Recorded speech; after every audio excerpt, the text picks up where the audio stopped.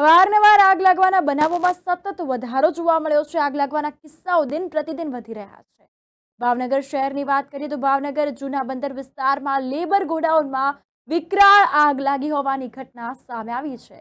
નિરમાની railway track પાસે લાગી છે આગ અંતર્ગત વાત કરવામાં આવે તો ગોડાઉનમાં વિકરાળ આગ લાગી હોવાનું સામે આવ્યું તો ફેમસ ટ્રેડિંગ નામના ગોડાઉનમાં વિકરાળ આગ લાગી હોવાનું સામે આવ્યું છે। આગ લાગતા દૂર દૂર સુધી ધુમાડાના ગોટે ગોટા જોવા મળ્યા હતા।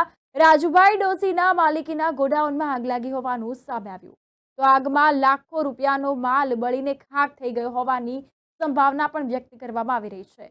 ઘટનાની જાણ થતાં ફાયર ફાઈટરનો કાફલો ઘટના સ્થળે આવી પહોંચ્યો હતો અને ફાયર ફાઈટરના અધિકારીઓ દ્વારા કર્મચારીઓ દ્વારા આગને કાબૂમાં લેવાનો પ્રયાસ કરવામાં આવ્યો હતો। દ્રશ્યો પણ આપ જોઈ શકો છો કે આગે ખૂબ વિકરાળ સ્વરૂપ ધારણ કર્યું છે।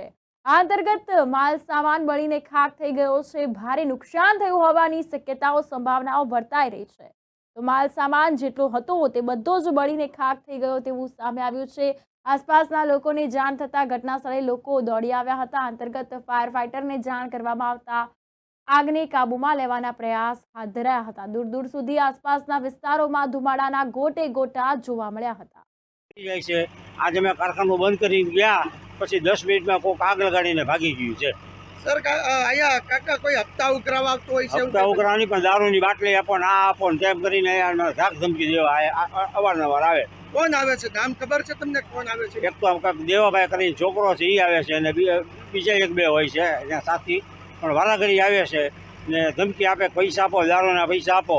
આજે અમે દારૂના પૈસા નથી આપ્યા તો ગમે કારણસર આગ લગાડીને ભાગી ગયા છે। અહીંયા પોલીસ ફરિયાદ કરશો? હા કરશું ને।